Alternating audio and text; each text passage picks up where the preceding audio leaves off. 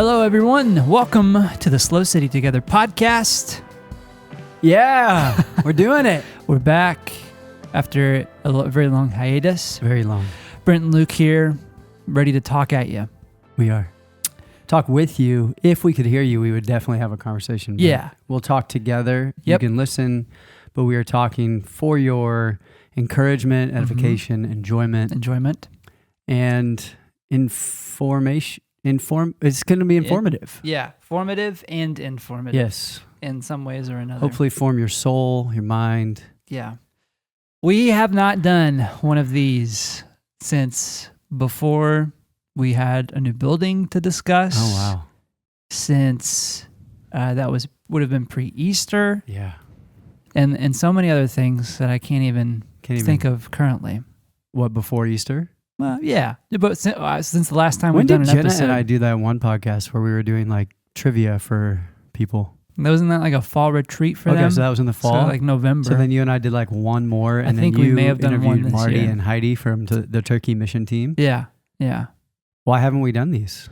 I don't know. I think We tried it a couple weeks ago. we did. And we tried last week. Yeah. I was never in this room though, so Yeah. But we here had a today. thought about it. Yeah, we've We thought did. about it. Yeah, And thinking is half the battle. that is right. Well, knowing. But knowing is part of thinking. Knowing that you want to do it is one part, Yeah. and then doing it is the next The part. other part. You know, I had a good friend once say, there are people who say things and there's people who do things. Yeah. And we were people who say things. When And it comes to now this we're podcast. becoming the doers. Yeah. So faith without Today we works are. is dead, Luke. I don't know if you know that. I've heard that before. Yeah. Mm-hmm. Okay. Well, that was a good. Yep. That was a good intro. And so good to be back. You know Keith Van Hoosen. Do you know Keith? I've met him. Keith says the first 30 to 45 seconds of this is his favorite Really? because he can tell we don't know. He can tell that we don't know how we're starting, and he loves Yeah. to feel kind of the humor, the tension. The tension. Not the tension. I mean, there's no tension. The tension of not knowing. Yeah, like what the we're tension doing of next. like, what are they even talking? They don't even know what they're talking about. Well, Accurate. It's kind of. Yeah. I feel I know where we'll go today because Okay. I think we'll just catch up on where we're at Well, currently. but how you start is half Yeah. the battle. But how do you start? You don't? I don't want it to be scripted, you know? I mean, I think about the start of a sermon. How do I want to start this? Yeah. But we don't think about the start of a podcast. No, because I don't think. Well, do you think of how you're going to start a conversation? Sometimes. Maybe an important one, Yeah. but probably not. This is not important. This is not important. I agree. I agree. Detailed by the lack It's of only- consistency. It's only open to scrutiny for the whole internet. Yeah. But isn't everything That is these true. days? That is true. So Yeah. there we go. All Well, right. how about this? How are you doing? Give us a peek into the personal life. Personal? Yeah, as personal as you feel comfortable. You don't have to go deep with it, but just give us an update of life and family and Good. ministry for you. I mean, it's July, which is so crazy. Life has moved really quickly. Yeah, since before Easter, we just I don't know, it's hard to separate personal and ministry. I think Yeah. I said that a couple weeks ago. Like it's hard because ministry is personal and personal is anyways. But We're not compartmental no, beings, no, though we may try. we're holistic beings. Mm-hmm. I don't know how I want to answer that. How am I personally? I'm doing well. I'm excited for that. We're in the middle of summer. I just wrapped up preaching 10 straight Sundays, which I not like, yay, it's a feat, but I liked it. I actually did not feel drained. I felt encouraged. I felt there's a lot of exciting things happening in life. Keegan is home from college. Can I ask, is 10 weeks an unusually long stretch for you? Well, I put that out there actually on Threads, and some people are appalled by that. Like that, that's way too much. Really? I think my record, going back and looking, because it Mhm. caused me to think like, was Yeah. 18 Wow. straight. And that was hard. Yeah. I think just because we have 4 services a Sunday, and it does take a physical toll and a mental toll Mhm. and a vocal toll and a Yeah. spiritual toll. I mean, yeah. pouring in, pouring out, that whole thing. When was But- the 18 weeks? Do you know? Um, Was that pre-4 services? I think it was around 3 services, but Okay. I think it was, just a time where there was transition and people, yeah. Yeah. So Makes sense. it was kind of summer into fall. And Okay. but I feel a little energized. That's good. Keegan's home from college. He's doing a internship at the church and doing a good job. It's kind of been fun seeing him around a lot and seeing him kind of grow into who he's becoming. Jenna just wrapped up her internship and her practicum for a master's program. So we're like celebrating that. She's still got a couple papers to do to turn in. We're going to go on a little vacation here in a couple weeks, which I'm excited about. Yeah. We're moving into a new building, which all of that is just, so how am I personally? I feel energized. Cool. There you go. That's good. How do you feel? Do you want to ask a follow-up or do you want me to ask you a follow-up? I can go. How are you, Luke? I'm doing well. I would say, I think I'm coming from a couple of weeks where I did not feel energized. And I think that's I think part of it is like, you get used to the weekly grind, not in a bad way, but just the weekly rhythms. And then when we hit summer, things just kind of mellow out, both within ministry and just, I think, culturally and in life. And so I think that change is like, I think even physiologically, you feel that subconsciously of like, oh, like I can breathe. I don't have to, like keep going as hard, I guess. Yeah. Does that make sense? It's like that feeling when you're running up a mountain. Okay. And you stop for a picture with your friends. Mm-hmm. And you're like, we got to keep moving or I'm going to be done. Yeah. Yeah. You know what I mean? Absolutely. Because in summer is kind of like a stop moving and then you just feel it and you're like, oh, your muscles start to tighten. Yeah. I think physiologically. Yeah. I get that. Mm-hmm. That's what happens to me sometimes on vacation. Like the first couple of days, I'm just like. Yeah, you're just toast. Yeah. Yeah. Toast. I think part of it, I was traveling a little bit, went to visit some family and friends back east for a few days, which was great. Can take its toll on the tiredness with time changes and all that. And it's hard to visit people and it's hard to host people. And you guys have had a lot. Yeah. I much prefer visiting, no offense to whoever I host that's listening to this. I much prefer visiting than hosting. I'd rather you host me. I would rather you host me. Yeah.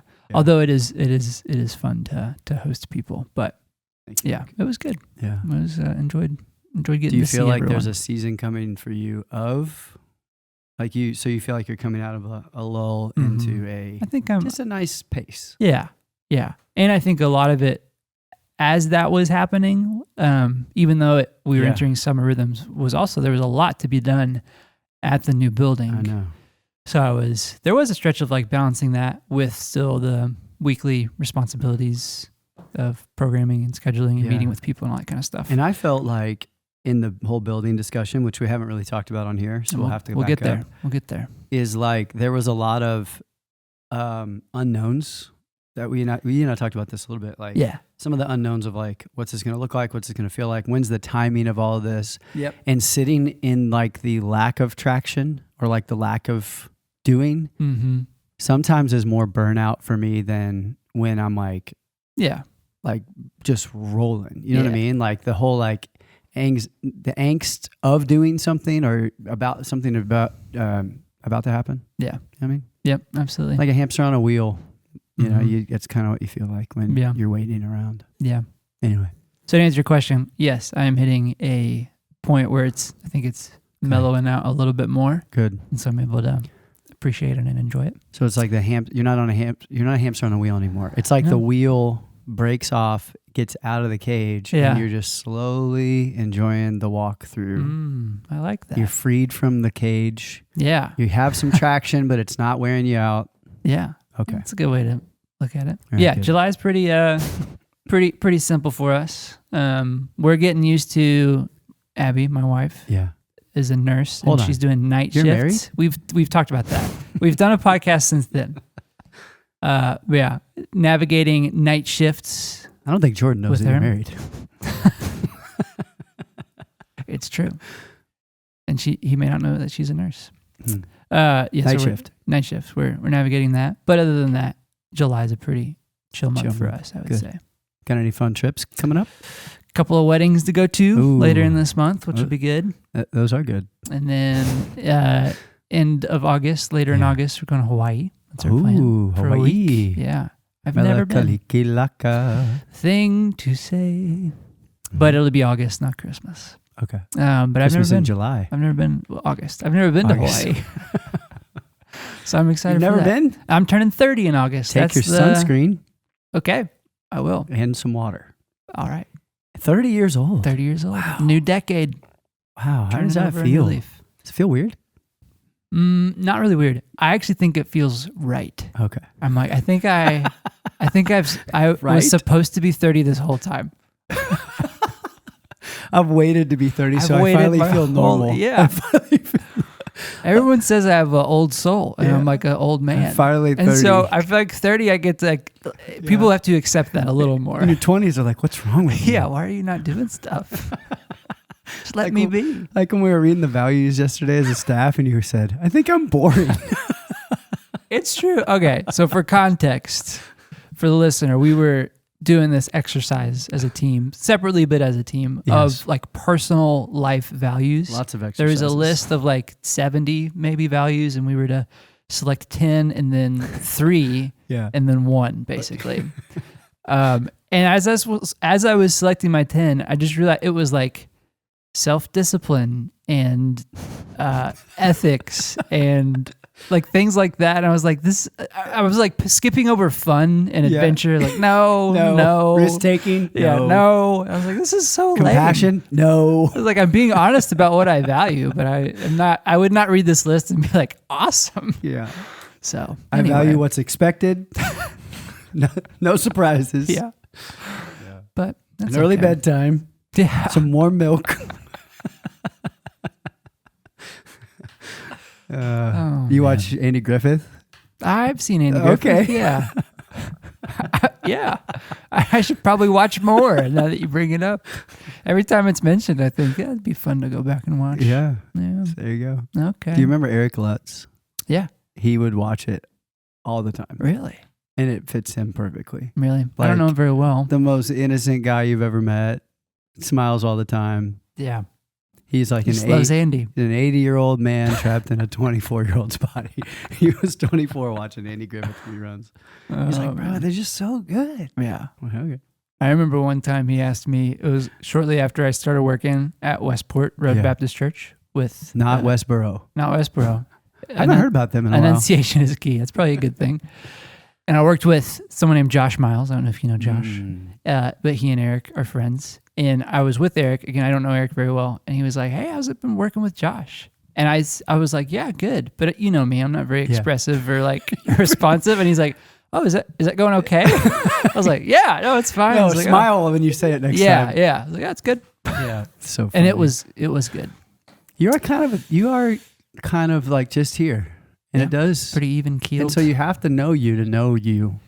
I am Does that make aware sense? that I need, you need to be known to be known. And I need to probably work on being more expressive. There are other sides of the spectrum though, where I actually, and we have not talked about the building yet, but we're probably not going to. Let's be honest. I actually kind of envy the right here because the other end of the spectrum is you wear every emotion on your face, and that's also a problem.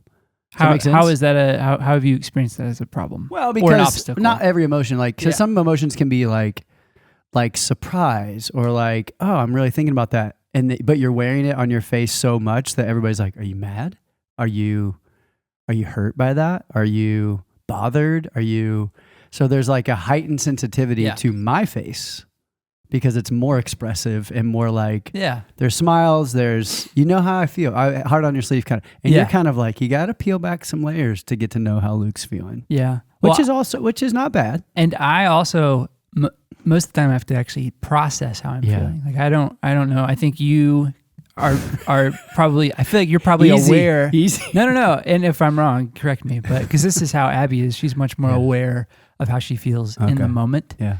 And I usually have to kind of give it some time, take a step back, and then I'm aware of how I feel. Okay. So I don't know I if that's appreciate true it. And for I you. have learned, so early in my life, I would be frustrated with people like that, like you. Yeah.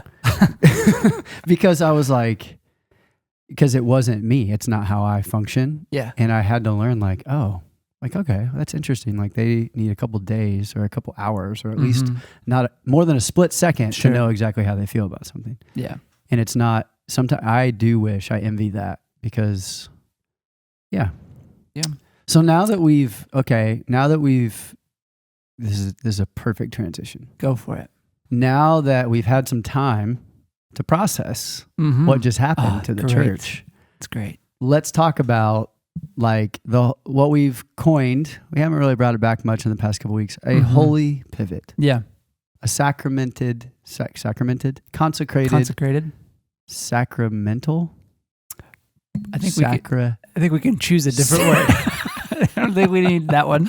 A holy, a consecrated redirection. Yeah, it's good.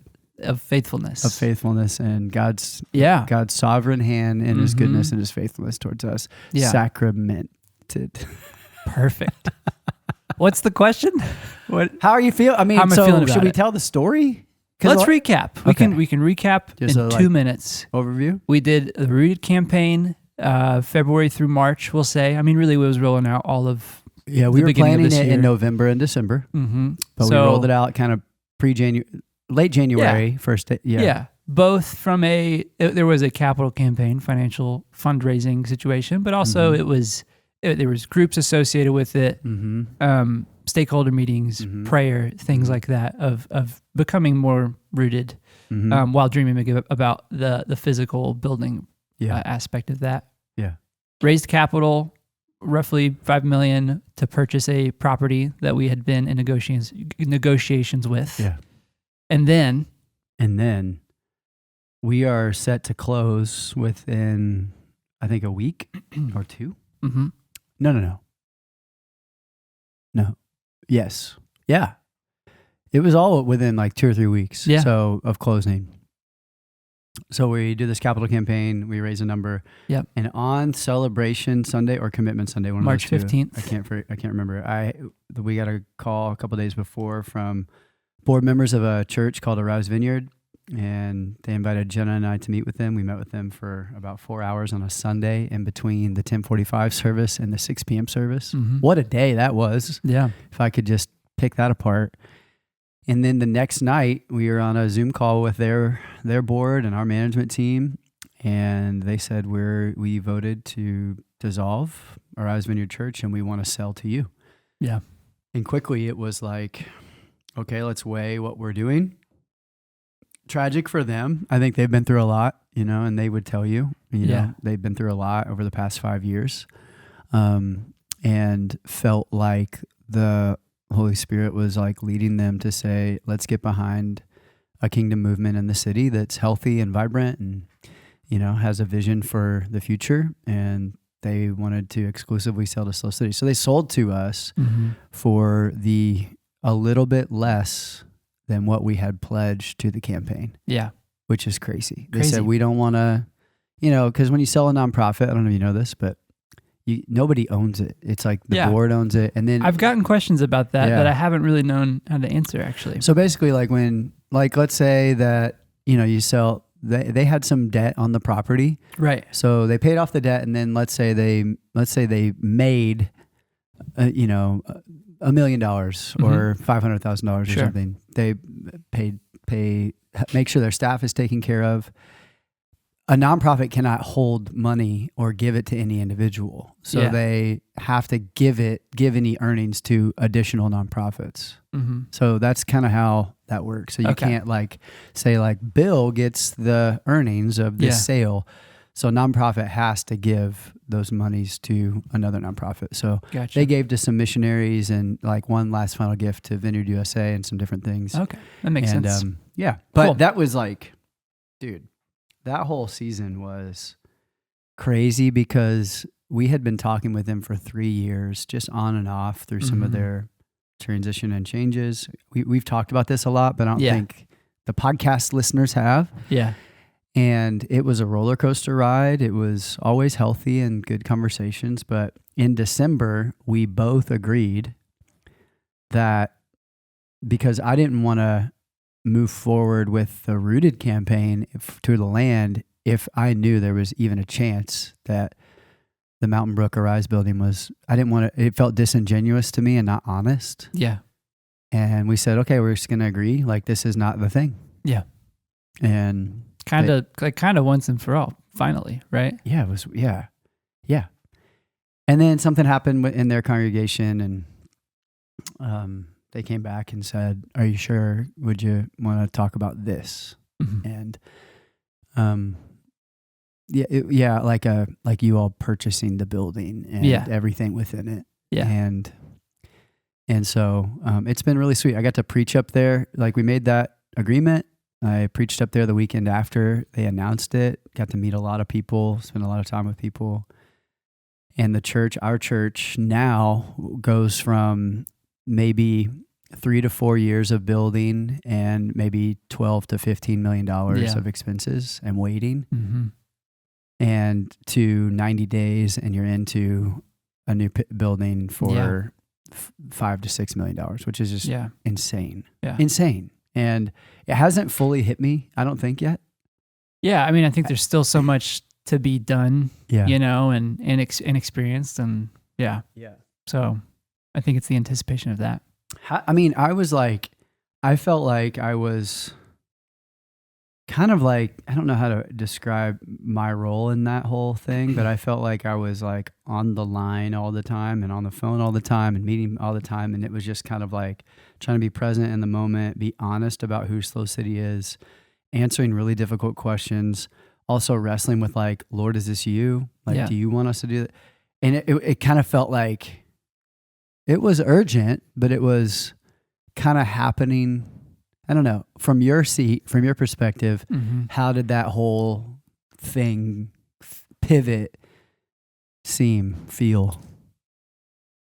I mean, I knew about really the conversations for the past 3 years. And then I think I knew about that understanding in December of, right, it's now or never, and it's not now. So it's never. It's never.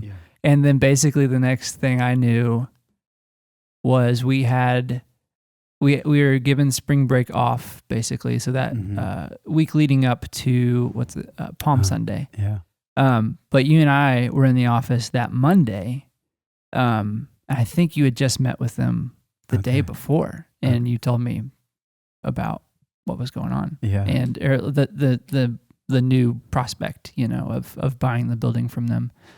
And I mean, I had two responses. Yeah. Excitement of like, oh man, that seems like from just like take all the, like narratives, if you will, out of the situation from a purely logistical, practical sense, like what an amazing opportunity, But then I also felt that sense of like, but I a little bit anxious for how our congregation and people would react and respond to that. And thankfully from what I've seen and heard and experienced, it's been very positive, very exciting. I think people view it as a very redemptive situation and do view it as like, this is, the Lord doing only what he could, and so I think from then I've been like, okay, like, it's great. I'm excited. Yeah. And, there's practical things and challenges we're figuring out now, with moving, which is natural, but no, it's awesome. I'm super excited and grateful and humbled by their posture and how they've handed things off and their heart and desire for the kingdom and the capital C church, has been incredible. Yeah, they basically just gave us the keys and said, whatever's inside is yours. And so that's been like kind of this, I remember when we closed, I can't remember the date. It was kind of a weird moment. Like we kind of signed papers and we're like, okay. Yeah. And they were like, it was like, it was done. Here's the code to the door, and ever since it's been really, really cool. I mean, for those who are listening from not in SLO or not a part of SLO City, this is a 62-acre property. It's a 30,000 square foot church building. It's permitted as a church. Beautiful, up on a hill next to some hills. Yeah, it's got room, and it's already got future buildings permitted out, which is a huge obstacle in the county and the city.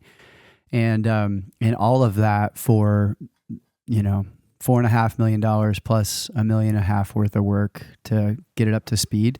It's a 25-year-old building. And, I think there's an opportunity to really see the city blessed. And so it's been incredible. And there is I think we talked in a staff meeting about there's going to be a hard part of this of purchasing 1775 Kaiwaking. Yeah. And there's going to be a hard part of building. The hard part of building is like a slog. We don't know where we're going to be. Lizzie Street is not forever. Yeah. They're asking us, you out this week? Yeah. You out next week? Why did he keep spilling communion on the floor? Like all kinds of things. And they've been generous as well. Yeah. But, the hard part of maybe moving up to a church building that has been a church for 25, 30 years, St. Louis Vineyard, then became Mountain Brook, then became Arise Vineyard, is that, there's different culture, there's different values, there's different, DNA.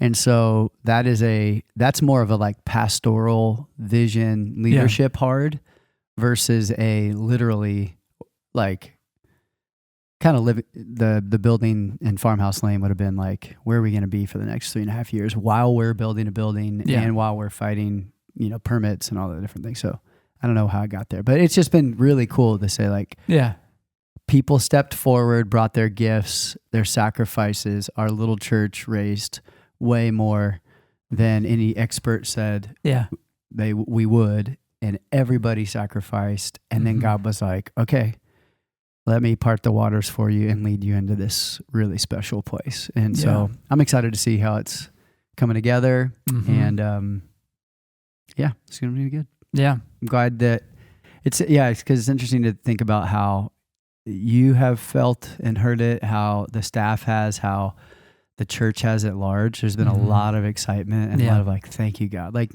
Jenna said this, it's not many times that you pray for something, for God to move in a tangible way, and you see it. Like college students who brought forth their like gifts and prayers, saw those prayers and gifts answered in weeks. Yeah. Which is kind of crazy just to wrap your mind around. And talking with some graduating seniors who will be around either for grad school or various other reasons. Let's grad school is a great example. Like I'm going to be here one more year, and I actually get to see the building and our home, and otherwise they likely would not have. They could have visited in a few years, but it wouldn't have been built during their stay in St. Louis Obispo. So 4 months or 4 years. Like it's so cool that we get to move into a new place. And everybody knows our story. We've been in 12 different places in 7.5 years. And I was even thinking, sorry to interrupt. No. I was thinking, I think yesterday, in fact, about when we first went to Broad Street, Acacia Creek. Yeah. The first time, which was 2023, early 23, right? Yeah, it was right before we moved into Old Laurel. Yeah. We knew moving in there that SLOCA was in conversation, some form of handshake agreement about that building. That is very true. 3.5 years later, they're still not in. They're still in a built building. They're still remodeling and doing work to move into there. And I'm sure there's, maybe if they needed or wanted it quicker, it could have been done quicker, whatever. But as a comparison, for one person or one, entity waiting 3.5 years to move into an already built building versus the obstacles we would have faced with literally just ground, even having to level and grade the ground and building from the ground up, I think that's an important perspective. Also, as well. For comparison, I think it's public knowledge, but they bought that Broad Street building for $15+ million. Wow. And then had to remodel it. Yeah. And that's what that's the mind blownness of a generous price, 62 acres, adequate parking, a place for the city. We're talking to Niels about cutting. What does it look like to get mountain bike trails up there and a soccer field up there and a special needs, playground up there. It allows us to dream and really continue to be the church that desires to live the way of Jesus and bring hope to everyone and make that kind of like a community center and a hub of city life that blesses the city. So I'm excited for that. And we're almost there. We're almost there. Work is being done as we speak, and it's cool to see progress. Yeah. And we'll keep you. We should show some pictures along the way, like on Sundays. I think that'd be cool to update. Yeah. You think? On Sundays or here? We could show here. Yeah, I can put some here. Yeah. But even Sundays, if we're doing kind of some updates, might be cool to show some progress. And I do want to say, like, this has been a we church kind of effort. Like, of course, it's taken leadership and prayer and a lot of behind the scenes work. I mean, like guys like Kevin have worked tirelessly as a volunteer. Marty, CJ stepped in. So many people are helping now. As about Paul and Monique Herman now are like, we have stuff at 4 different locations that we're trying to inventory and move around. And I'm barely even thinking about that because they're leading all of it. No, they're like, we don't want you to do anything. Like, is this good? What? I'm like, sure. You're great. And then on like backing up from there to think like, I forget the number of people who brought gifts, financial gifts and prayers, but it was like close to 300. Well, I think it represented over 800 people in our church. Okay. And our average attendance is like over 1,000. And so it was like crazy buy-in from college students. And so, I think it was like 350 unique gifts, but it was like represented as families. All of those families come in. And it's just like it was like an all skate. Everybody's in on it. And it's been really cool to see. Yeah. So thank you for giving. Thank you for praying. Thank you for journey. I mean, I know people listen to this from the east, from the far off east. All across the world. Yeah, international. Yeah. And, I want to thank you guys for praying. Many of you have donated or given or prayed or visited or encouraged for well over 8 years. If you want to give, there's still room. I mean, there's still room to make up for that. And this is not what the podcast is for, but there are unique ways that you can do that by going to the website. But and you can see some of the things that are happening there as well. So it's been a cool ride. And dude, Luke, I was thinking, what time's your next meeting? 3 minutes, 2 minutes. But I was just thinking about I was talking to Tatum yesterday, and he's like, dude, sometimes I think back. I'm like, I've been here for almost 2 years, and to think about all the change that we've experienced. And when I hear you guys tell stories of like, Luke tells stories of like 4 or 5 years ago, and you and Jordan tell stories of like 8 years ago. Like, it's been crazy. Yeah. It has been a crazy ride, but absolutely, it's been really cool. Yeah. So I love it. Well, thanks for joining us on this conversation that was scripted and planned and organized very well to the T. And we will. I know you're getting on vacation soon, but I'll be here next week if you want to do it next week. We'll do it next week. Okay. And then we'll see where we go from there. Okay. Thanks for joining us. See ya. Have a great day. Have a great meeting, Luke. Thank you.